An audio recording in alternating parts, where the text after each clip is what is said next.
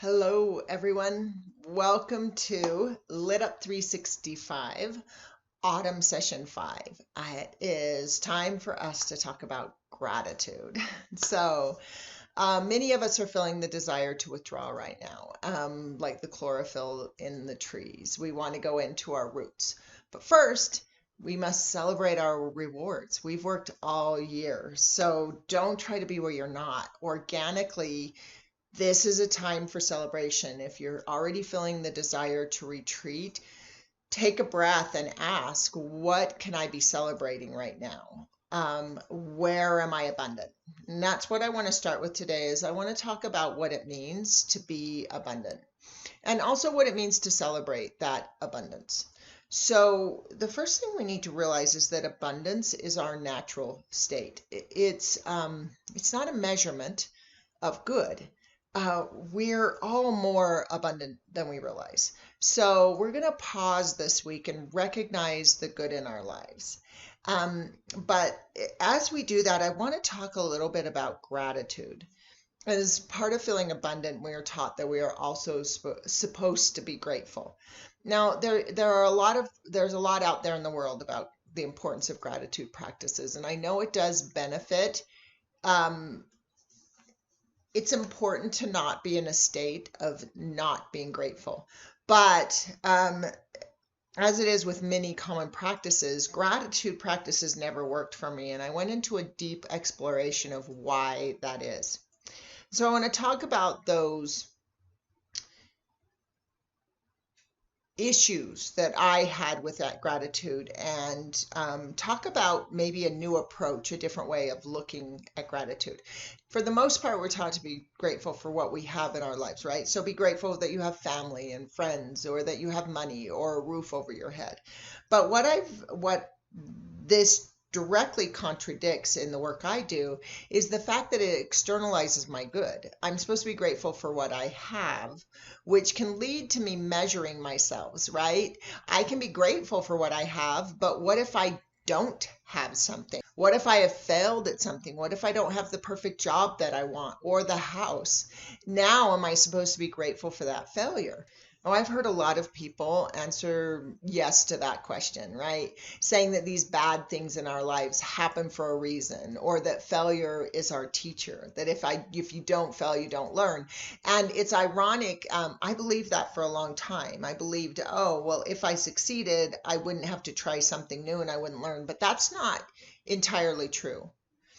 I have learned the most in my life, not from conditions of failure. So, it's kind of dangerous for us to think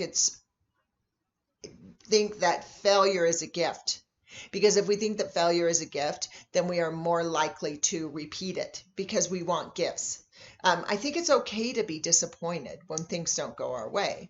I think that helps us strive for more. And I think more growth and more learning can come through striving than through failing, which brings me to my second issue with gratitude practices.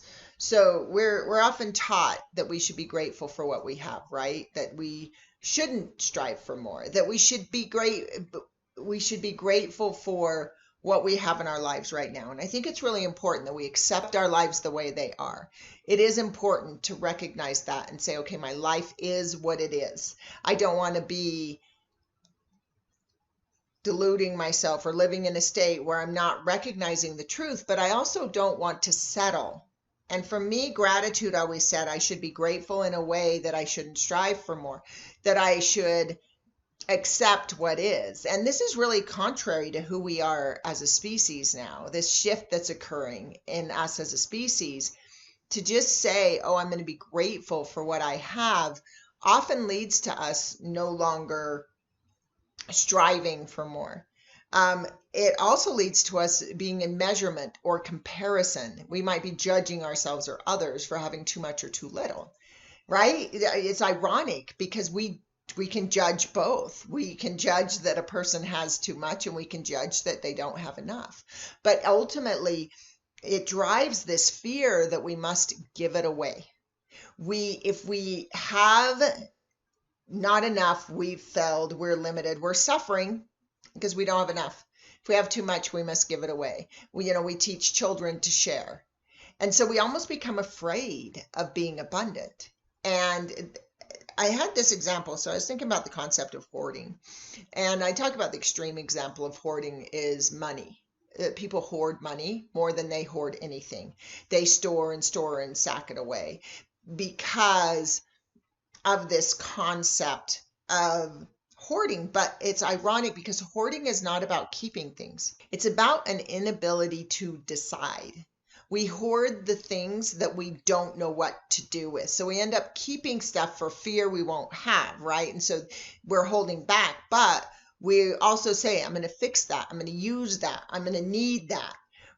And it's really interesting because I took a class about hoarding, and I learned that and what I hoarded was information, because that information was going to be critical. And that information that I gathered led me to healing PTSD, to curing it, to bringing my brain into a state that was impossible according to medical science.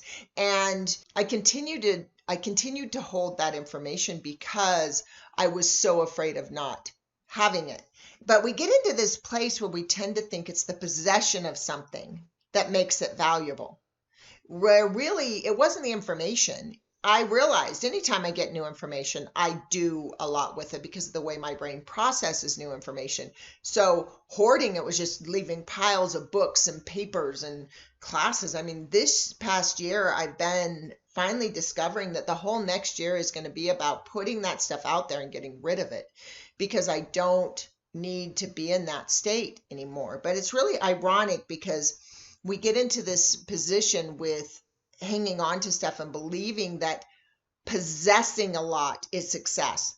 And there's a term in third world countries called poverty porn, and they apply it to the US particularly. They do apply it to other third world nations, but particularly the US, that we like to think that we need to go into third world countries and give them our lifestyle, that they are lacking and suffering and they need what we have, all these possessions.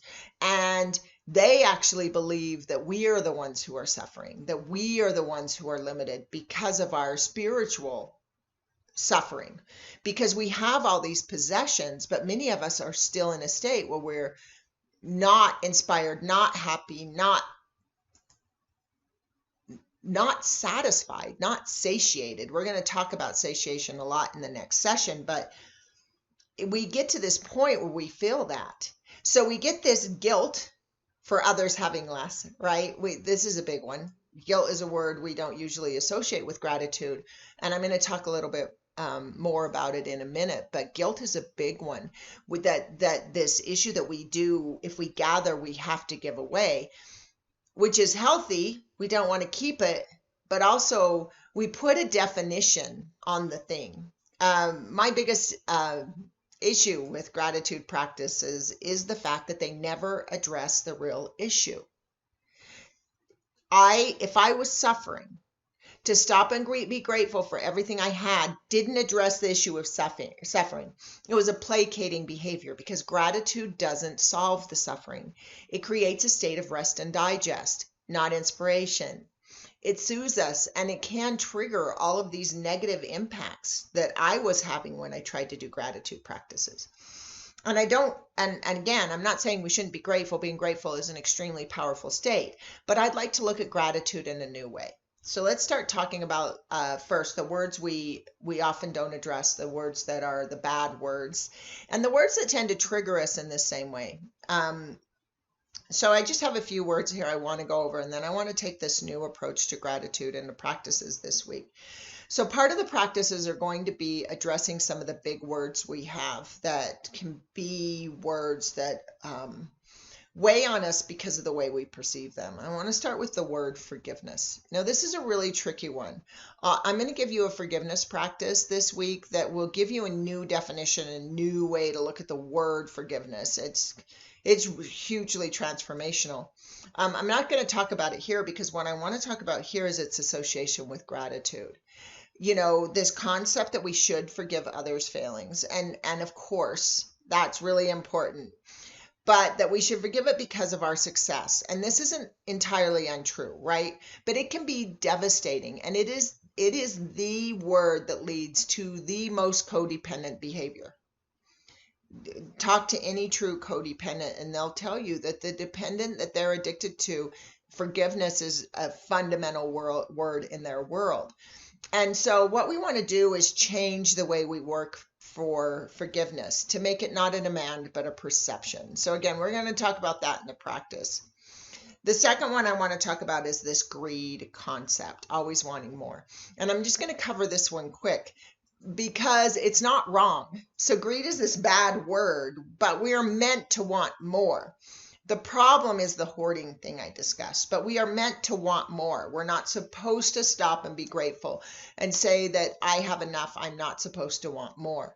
The human nature, the reason why we live the way we do, the reason why we've evolved and expanded and have more and more ability is because of that desire in humans to have comfort, to have peace of mind, to have centeredness. And this is all important. However, it's the approach to it. It's the holding on, not the desire to acquire more, that is the issue. The next word I want to talk about is guilt. This is a huge one. This is one I mentioned.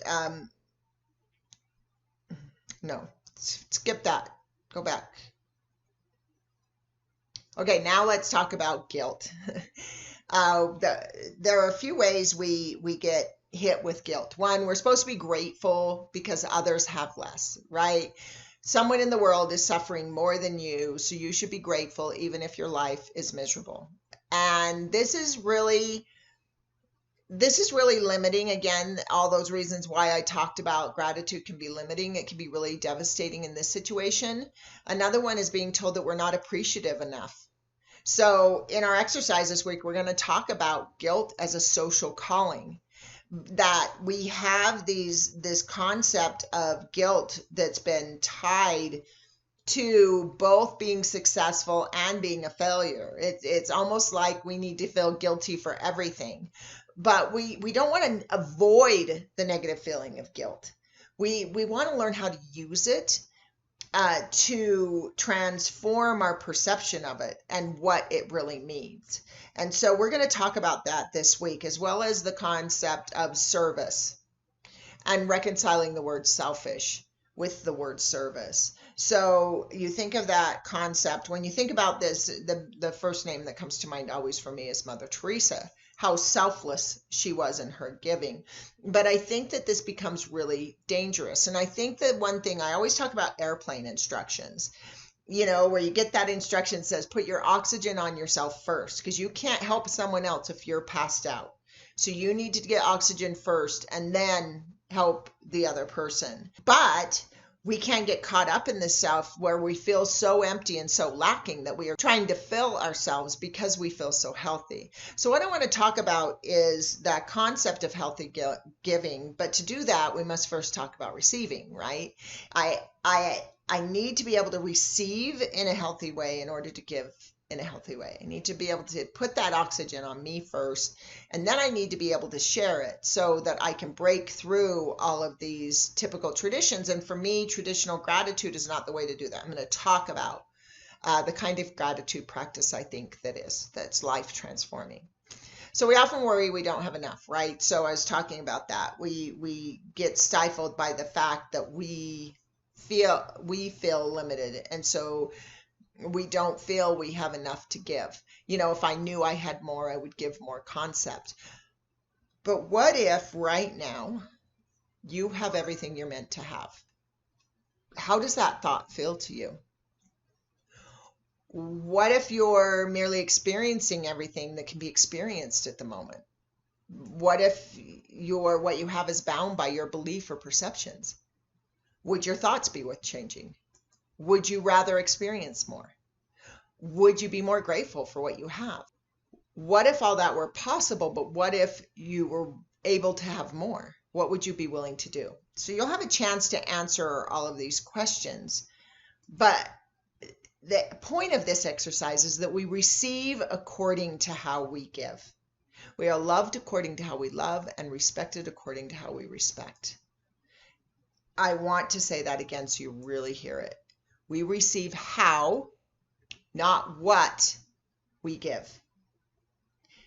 And we have to ask ourselves, is this difficult or empowering to hear? If I feel I don't receive enough, am I, and you're saying that I receive according to how I give, and then you're saying I don't give enough, and yet I feel I give away everything. We often crave what we don't give because we don't think we can give it because we believe we're lacking it. If we knew we already have it, it would be easier to give. And the important thing to know is that everything we long for is available to us. We already have it somewhere in our life, or we wouldn't long for it. We can't long for what we don't know is already there. Just think about it. How can you want it if you don't know it's there? But what if we trusted that we could have it, right? It's not that it's not there, right? So say that I'm a person that longs for that perfect relationship, and that person I think isn't there. Of course that person's there. That person has to already exist. It can't be that I'm waiting for them to be born at this stage. They do already exist, but my ability to be there is limited by my perception and possibly by my belief in source, in that I can have what I desire, and that I don't have to feel guilty. I can have it all, and I can also share it all. So one of the questions we're going to ask ourselves is, if we knew we had plenty, if you knew you had plenty, what would you give? Would it be different than what you give now? So generous giving is about faith, not sacrifice. That hoarding concept happens because we're holding on because we don't have faith that something new will come. Whatever we're holding on to, we're holding on to it because we're afraid we won't get more. You go back to that concept of money I talk about. We wouldn't have savings accounts if we didn't fear there was going to be a point in our life where we wouldn't have enough. And it's, again, that's not a failing, it's a perception. Again, so that makes generous giving about faith, not sacrifice. Mother Teresa gave what she gave because of her faith, not sacrifice. She wasn't giving away anything she didn't know she had to give. And if we could have faith that we have enough, that we will always have enough, it makes giving easy. So again, we're going to do a practice with that, because healthy gratitude is not about being grateful for what we have. It is about being grateful for what we have to give or express. Gratitude is not about what we receive. It is also not about what we give, not in the traditional way. It's about what we share. I don't know if I don't recall if I've shared this story yet, but even if I have, I want to share it again. I had this situation with a person. We were trying to figure out this moment where we both felt like we were giving and receiving at the exact same time. And we started to try and apply words to it. And finally, for me, it hit. I'm like, we're sharing. We're sharing the experience. So when we're teaching kids to share, it's not about giving their toys to other kids. It's about, let this person be in the experience with you. Don't sacrifice yourself. Have faith that this experience can be bigger than just you, that you can share it with the world around you. So I want to talk about generous giving. So we're going to end today, and this is about that healthy gratitude practice. Typical gratitude practices are about receiving. We're taught to be grateful for what we have received. If we have a house or family or money or love or whatever in our lives, that means that's something that's filled us, and we're supposed to be grateful for what's filled us. But what if we made gratitude about what we have to give, or even better, like I said, what we have to share? Not in what we think, not sharing our thoughts or opinions or what we say or do, but sharing who we are.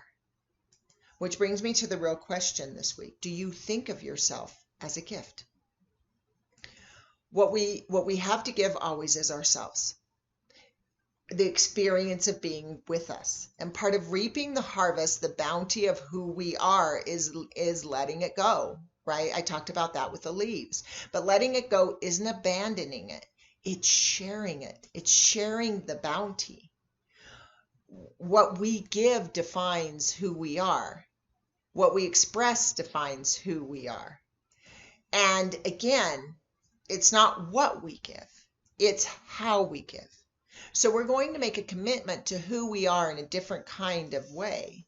It's a new kind of gratitude. It's being grateful for what you really have to give, which is yourself. This is what you're sharing, is you. Think of that gratitude practice. If you could wake up every day and say, what am I grateful for? And have it be, I'm grateful because I have so much love in my heart that I can share it with others. For me, I'm grateful that I learned what I learned about the brain so I could be here today making a real impact, helping people suffer less, helping our species evolve. I mean, it's such a tremendous blessing, and I'm so grateful for it every day. But it's a thing that's not a thing I possess or will ever lose. It's recognizing myself. It's an entirely new kind of abundance. So, what would you give if you knew you were a gift? We'll do an exercise to deepen the question. And in the meantime, I just want to ask you to cherish the moment, revel in your harvest, and I'll look forward to connecting with you again with Autumn Session 6, where we'll close the harvest season and prepare to go within, to really get to know that inner self that we are here to share. Thank you again. I hope everyone has a wonderful day.